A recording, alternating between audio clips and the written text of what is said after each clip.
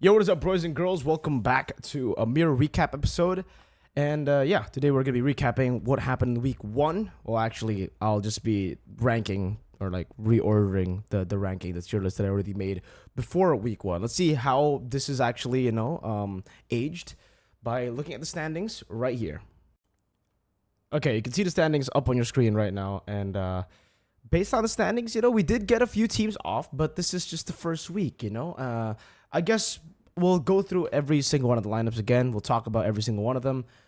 So let's start with all the way from the top. Let's start with the top, right? FNATIC ONIC. Let's start with FNATIC ONIC. Match number 1, they were up against Liquid. Match number 2, they were up against Rebellion Esports. Now, for FNATIC ONIC, honestly, I want to talk a little bit about how they used both lineups. In their first match against Liquid ID, they decided to use the Kyrie lineup, and though they did get a win 2-0, it was not really an impressive win, in my opinion. They lost in game number 1, or they won in game number 1 because Liquid made a really bad play. And you guys should be able to see that play out on your screen right now. They made a horrible call. They won out in the team fight in their own base, and they tried to go for the end despite Sans being up in a bit, and despite them not really having the right amount of waves. And in the end, Keyboy was able to outplay them. Then Liquid obviously failed or choked in that moment, if FNATIC ONIC got the dub. In game number 2, it was a completely different story, though. In game number 2, it was just a stomp for FNATIC ONIC. It looks like they're just back in form in game number 2 against Liquid.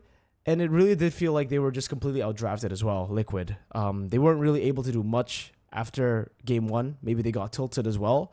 But yeah, FNATIC ONIC, match number 2, let's talk about that. They played with Albert in the jungle, and this one was quite impressive. This one was way more impressive than their match against Liquid, I guess in the first game at least. But then in the second game, Rebellion were able to take back a game, and we'll talk about Rebellion later. The thing is, for FNATIC ONIC, it does feel like they're a bit more brawly now. They're not as clean as they were before. I don't know if this is just because they're up against teams that they consider to not be a threat, that they're underestimating here, or if they have actually dipped in performance. Based on what we've seen in Snapdragon and MSC, I'm inclined to believe that FNATIC ONIC are suffering a dip right now, and they are trying to find the best lineup. Like, is it going to be with Albert? Is it going to be with Kyrie? It does seem like with Albert, they do go for more risky fights, and with Kyrie, it's more of the normal, at least the MSC SPS ONIC. So let me know what you guys think about these two styles. Let me know what you guys think about of these two players. But if we're talking about flashiness, I'll definitely have to give it to Albert in their match against Rebellion over Kyrie in his match against Liquid. Just flashiness, right? I'm not talking about who's more efficient, who's better as a jungler, because I think just seeing 2 matches and deciding is a bit too little of data to have to make a decision as bold as that. But FNATIC ONIC, I still think they're still a top dog in Indonesia. I will have to put them a bit lower, though, but we'll see where BIGETRON Alpha will place later, right? This is based on week number 1. So, yeah, all their members played pretty well, too. It's not like anyone performed horrible. I think everybody played well. Everybody played okay. The standout for me has still got to be Sans, in my opinion. Sans is still very, very consistent. Lutpi is definitely second to that. I think Sans and Lutpi have been on fire. Meanwhile, for the rest, they have been quite inconsistent. I want to give a massive shout out to Albert too, by the way, because his performance was great. Was really, really good. But yeah, let's move on to the next team. All right, for BIGETRON Alpha, let's talk about the next team here over FNATIC ONIC. BIGETRON Alpha had a phenomenal week. I think all teams, FNATIC ONIC, DEWA, and BIGETRON, all 3 of them had an amazing week. But if you guys watched MPL Indonesia, I don't know, maybe you can say, Mirko, you're biased, right? But hey, I try to be as non-biased as I can when we're doing me recap or when we're doing predictions. So, yeah, I'll say without a doubt, BIGETRON Alpha were the most impressive teams in week number 1. Based on the drafts, it's been amazing. I think one of the big doubts that I had personally for BIGETRON Alpha was the coaching staff, right? It's not that I don't trust Wura and Theonel, but it's that BIGETRON Alpha got so comfortable and so used to KHEZCUTE's drafts, KHEZCUTE's style of play as well, just last season. And I thought that BIGETRON Alpha would need time to actually, adapt and play the new Wura and Theo style, but it doesn't seem like that's the case. It does seem like even with Luke stepping in, the adaptation for Luke, I think a lot of people were saying, even in my streams and in my content, that I don't know about Luke, man, you know, because he's really good, but he fits the Geek Fam style. I'm not too sure if he fits BIGETRON style. I've never had any doubts for Luke joining, like if he ever joins BIGETRON, which did happen. I never had any doubts about his performance and how he would adapt with the team, because seriously, Luke is the most aggressive XP in Indonesia, and he is, in my opinion, the best XP in Indonesia. You combine that with a team that's already super aggressive, a team that's already theoretically, on paper, the best, like up there with at least ONIC, right? I think we can all agree on that. That's not biased, right? Like they are, in terms of lineups, number 2 at least, like at the minimum, based on lineups. So yeah, with the entrance of Luke, I really never had a doubt with it. Well, obviously, his performance will be good. I never doubted Luke. This guy is gonna be good wherever he goes. He can join Rebellion and he'll be good. He can join DEWA and he'll be amazing. Okay, he's amazing. Let's talk about the draft though. The doubts that I had was the draft, number 1, because KHEZCUTE's drafts were amazing last season. I don't know how you're able to top that. And the playstyle, how would they actually fix some of those errors? Because this does feel like even though KHEZCUTE was amazing, there was some errors for BIGETRON Alpha. And it actually has been kind of cleaned up in a bit.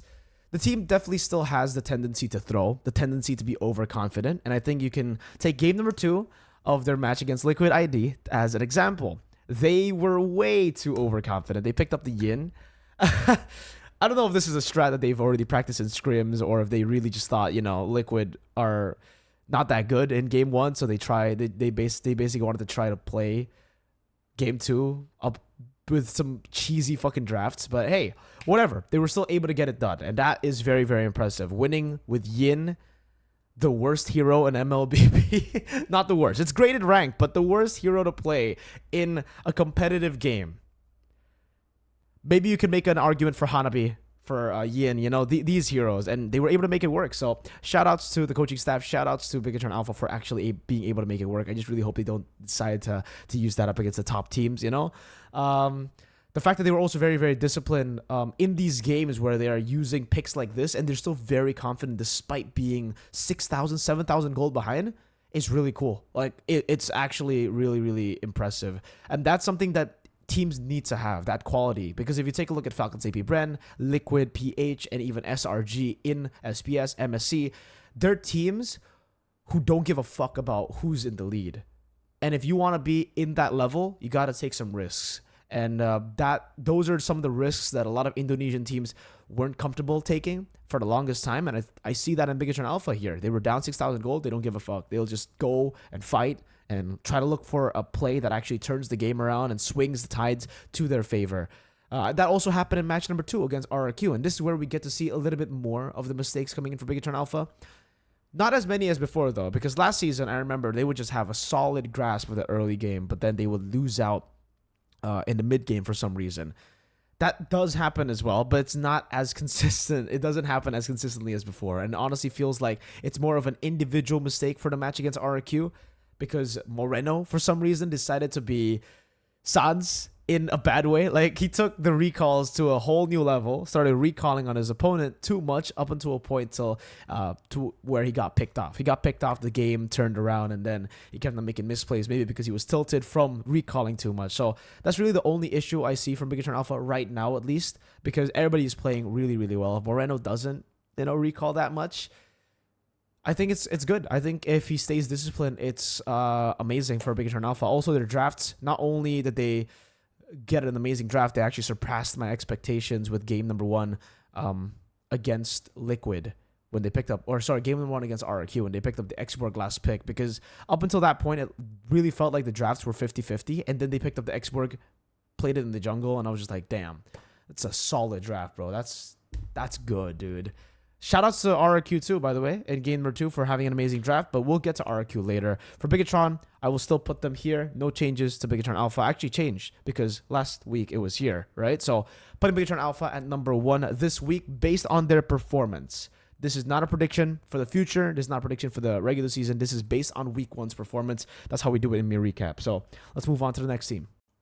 Okay, moving on to the next team, we'll have EVOS Glory, and man, what a disappointment for EVOS Glory. It really, I don't know. At least looking at the lineup, I thought they were good. They still have the same exact lineup, right? And they should be able to build on what they already had last season. But I have no idea what happened to EVOS Glory. I don't know if usually if there's a consistency problem, like what we're seeing from EVOS, it's usually a problem with the coaching staff because the coaching staff isn't really able to keep the players in check. But for EVOS, I don't know. Maybe some of their players got demoralized after, MSC, after not participating in SBS, after losing so many matches, crucial ones previously. But this is not the same EVOS Glory, guys. We are getting the first version of EVOS Glory back.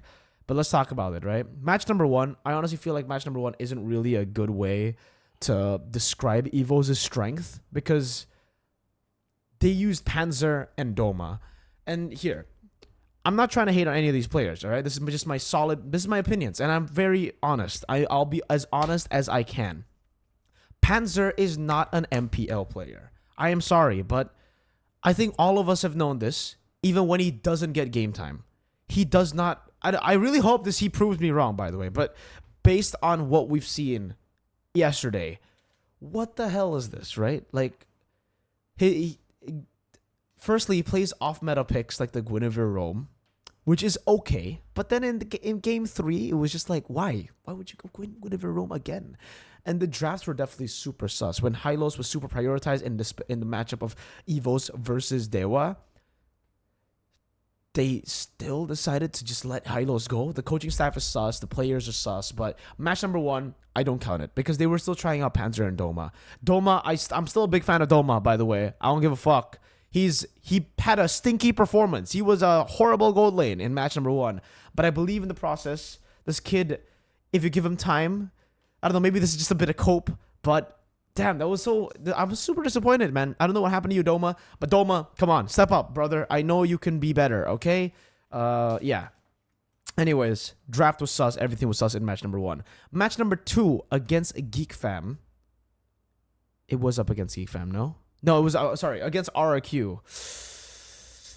They used their full lineup, and they were not able to get a single win off of RRQ, but they still looked okay. They didn't look horrible. I would definitely say, though, EVOS just got outdrafted.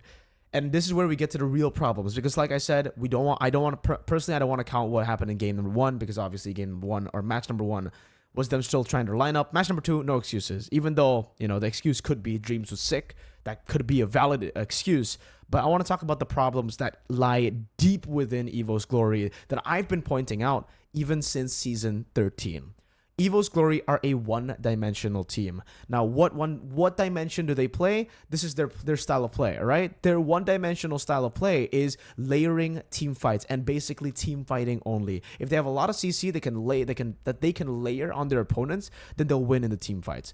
A great example of this would be playing the Minotaur and then having, a Ruby in the side or an Xborg or a Terizla, and they'll be able to just layer CC on top of CC on top of CC and then win out in the team fight. They're always about big combos. They're always about team fighting. That's about it for EVOS Glory. That's how they made it to MSC in Season 13. That's how they played in every single match that they won in Season 13.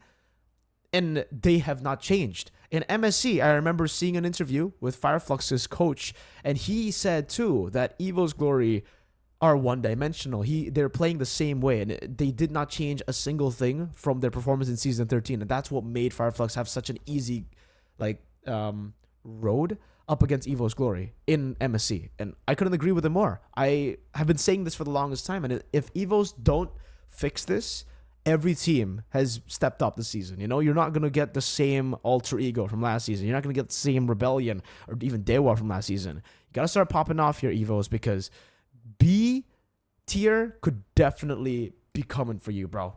Okay? B tier could definitely be coming for you. So, EVOS, be careful. Be careful. But I won't put them in C just yet. I think B is okay just because they're very one-dimensional. And I think it's fixable. It's fixable. Work on the macro, work on a lot of these things. It's good. So, yeah, we'll see about how EVOS performs next time.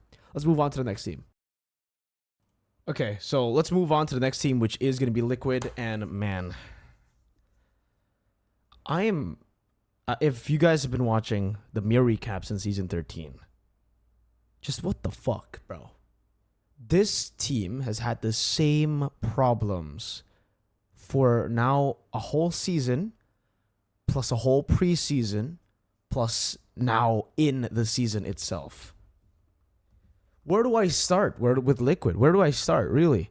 I thought with James coming in, honestly, I really thought that like James would be able to help the team, but the team is so fucked that I don't think anyone coming in would just. I'm sorry, Kabuki. He is an amazing player. I try to give him the benefit of the doubt. If you guys watched, the prediction or the lineup rating last week, I did say, I have high hopes for Liquid with James coming in the lineup, with Richie being a stable mid laner compared to KHEZCUTE at least, with Kabuki like having the time to actually learn new heroes. I thought maybe Liquid could do it, but no. Okay, I take all that back, bro. Richie, I'm sorry, Panzer, for what I said about EVOS, to what I said about you. Because if you can make it to the MPL, if Richie can make it to the MPL, so can you. You are much better, Panzer, than Richie. Richie, I really hope it's the jitters. I really hope for these new players like Panzer and Richie that this is just the jitters, right? Because holy freaking shit. At least Panzer was able to get a game. At least Panzer was able to do something, Like, he was able to do something. Richie is... Oh my god. I don't want to be too harsh yet, because in their first week, they did meet up against BIGETRON and ONIC, and those are the two strongest teams in my opinion, right? So I don't want to be too harsh. I'll still demote them, though, from A tier, because at least you should be able to get a game against the Yin, brother. The composure's not there. The hero pool's not there. Let's talk about the mistakes again. Richie, holy, so passive. This guy's signature pick is Lo Yi, and he played Lo Yi the way he did against ONIC game 1. That speaks for itself. He played the Lo Yi like a Yve. It was Lo Yve. It wasn't Lo Yi. No diversions. I think I saw one diversion. That's it. And then no more creativity. So his Lo Yi, he does get the vacuum very well, but I think every MPL player does that very well. Kabuki, not only has he not learned new heroes, like he plays the Moskov, yes. Now he does play the Moskov, but can you really say he's good on the Moskov? For the longest time, Kabuki's issue has been he can only play carry and Claude. Those are the two picks he actually performs on. You can say, yeah, Mirko, he won on the Harith, he won on the Roger. Yes, he did. But everybody was winning on the Harith. Everybody was winning on the Roger last season. Those were just the two picks that were amazing. Like, we don't count the broken picks. What are his prio picks right now? Because if, again, he doesn't get Claude, he doesn't get carry, he doesn't win the game. He was forced on a Moskov. He was placed on the Roger. And man, the plays that he makes on the Roger and Moskov is very amateurish. Like for Richie and for Panzer, I would say at least there's the fact that they are new. They are rookies, technically. They're playing their first match in MPL, which we can give the benefit of the doubt to them for. But Kabuki, this man's been here for so long, and he's been like a solid goal laner for so long too. Dude, this guy was so good for a long time.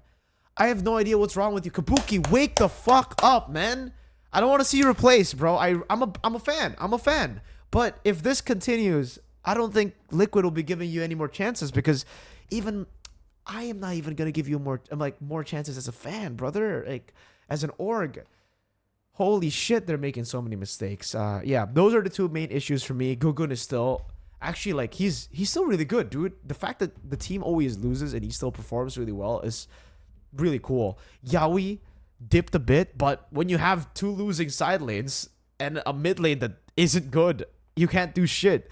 So yeah, I don't know. Well, I'll give Liquid the benefit of the doubt for now, but I will definitely put them. I will actually put them above EVOS based on their week 1 performance. Because actually, no, fuck that. No, we're putting them right here. All right, let's move on to the next team. All right, next we have RRQ HOSHI, and oh my god, what did I tell you, boys? All right, what did I tell you?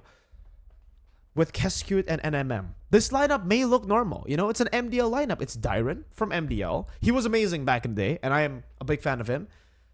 But first, let's take this step by step. I've been saying since last season, when they showed their lineup having Banana and Dawn instead of Dyron, and putting Dyron in the MDL. Are you stupid? Hello, whoever managed RRQ last season and whoever chose the lineups. I'm sorry if it's Zaya or Vren. I'm sorry if it's you guys, but I don't know. Again, I have no idea from the scrims. I'm talking just based on, my own assumptions. But you fucking dumb. You fucking stupid for picking Dawn and Banana over Dyren. Hello? Get a fucking drill, open that brain of yours, and get a brain transplant because Dyren is so much better. Holy shit. Dyren, I'm a big fan. I've always been a big fan of Dyren. I chose Banana over Dawn. Dawn is overrated. I have never, rated Dawn. You guys can watch all my videos again if you don't trust me. But hey, Dyren is good, okay? Skylar is good, but we didn't get to see Skylar being good in week 1. He was actually pretty meh in week 1, but that's also because he got targeted by BIGETRON Alpha, and against EVOS, the whole team was already winning. But the fact that the whole team was winning is something we don't see. When was the last time we saw this from RRQ, guys? The whole team winning.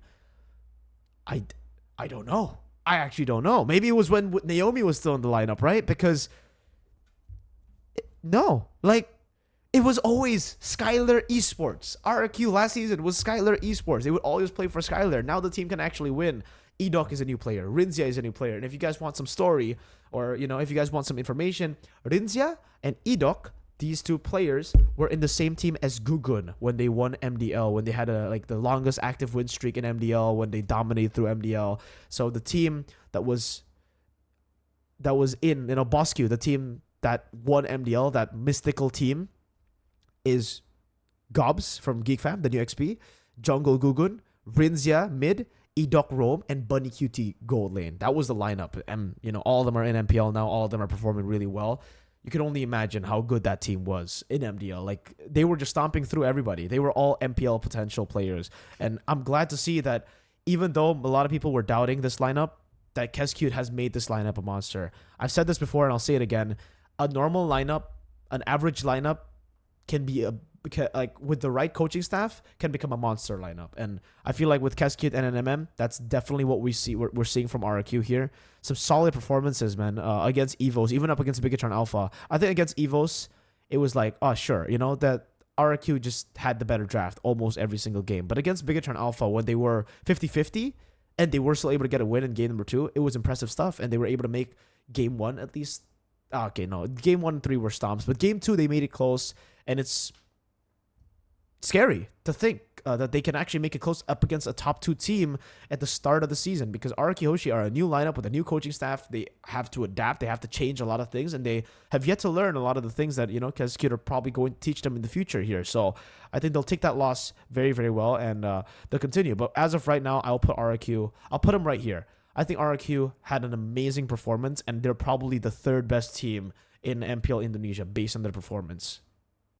All right, next up, we got Geek Fam, and it's sad. It's honestly, like, in my opinion, it's really sad to see Geek Fam like this, man. Again, I'm a big fan of Beloyski.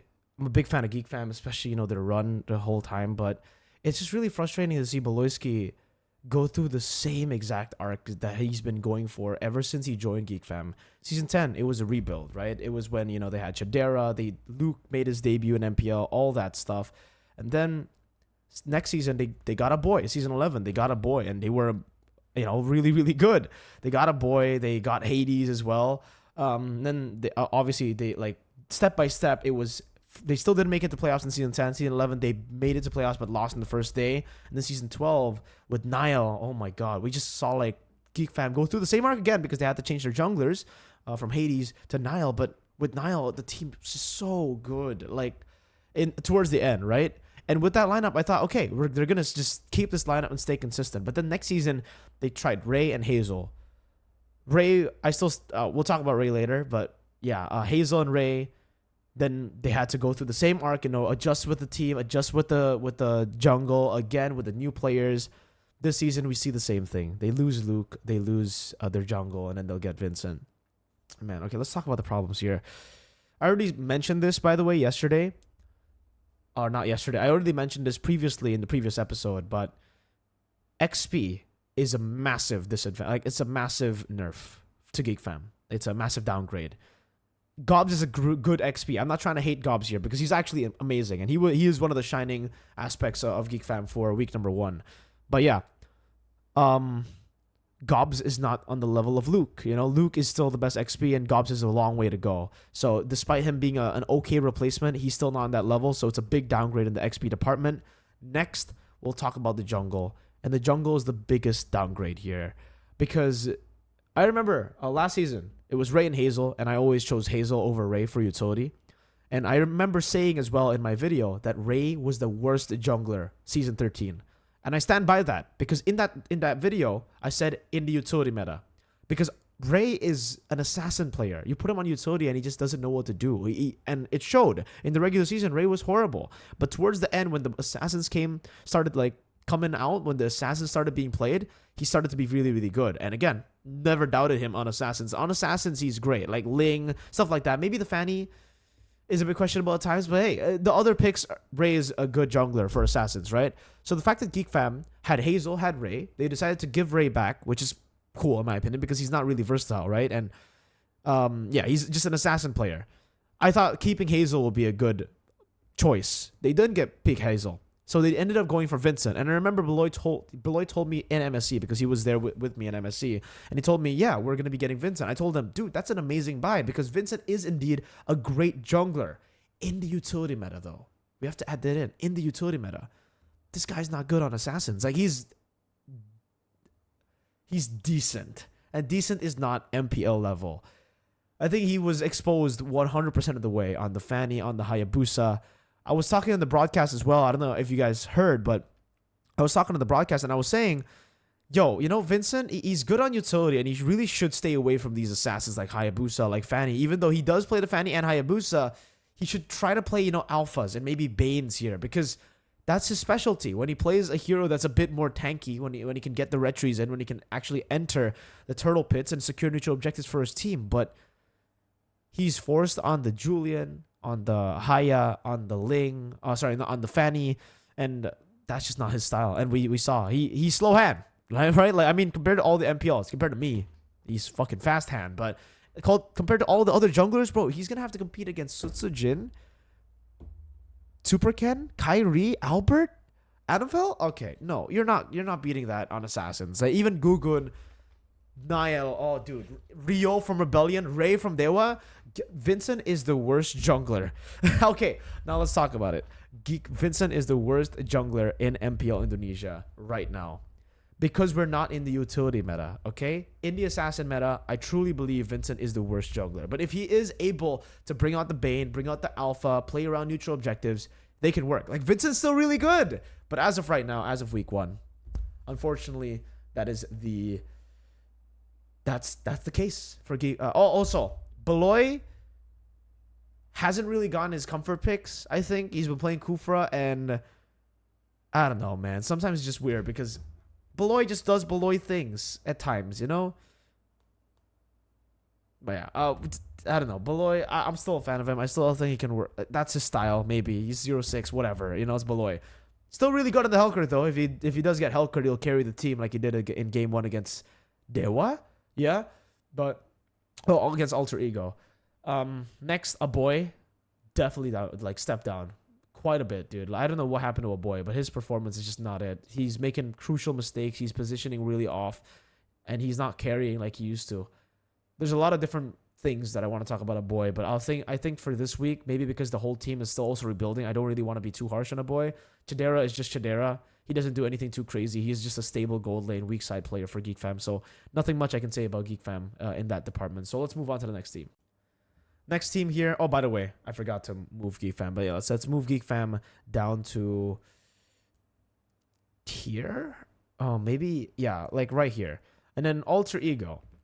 Man, I don't really want to rate Alter Ego that highly because the teams that they beat this week was Geek Fam, and that was like it's a rebuilding Geek Fam. So, and they even lost in Game 1. So I would say Alter Ego are solid, but I don't even think they're better than EVOS right now. I honestly feel like EVOS Glory, their real lineup, if they draft properly, Alter Ego should lose against them.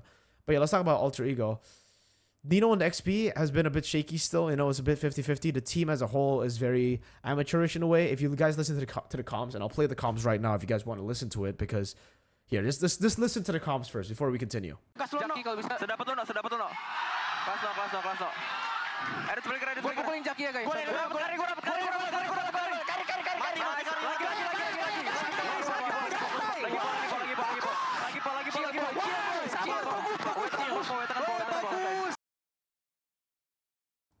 Okay, have you heard it? You've heard it? Yeah.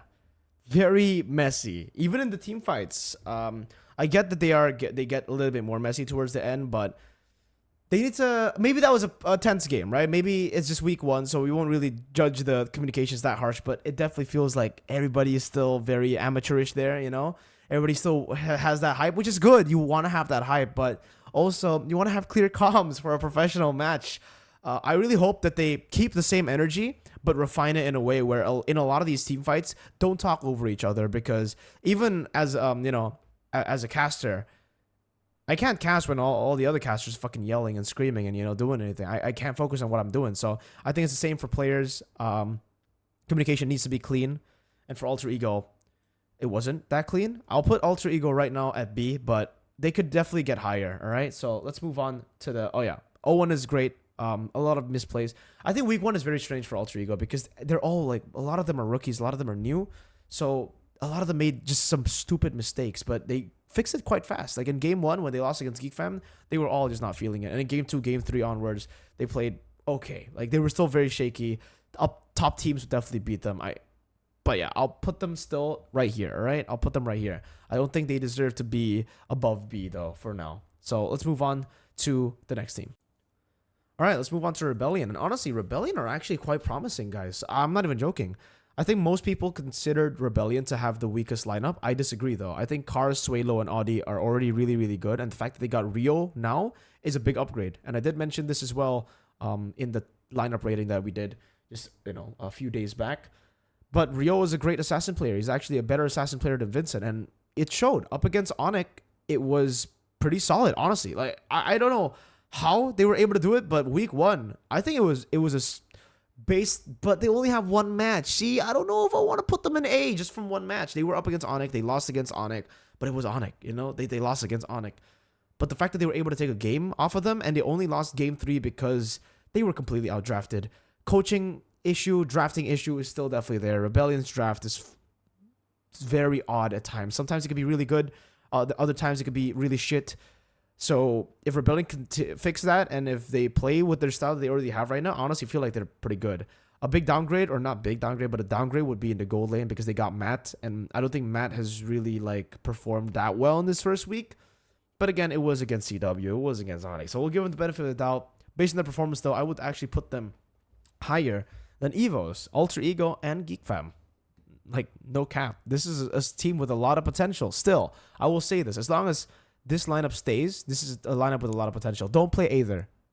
From what I've seen, Aether is not as good as Rio, not even close. So Aether is probably going to be a sub the whole time here when he's in Rebellion. But yeah, Rebellion right there.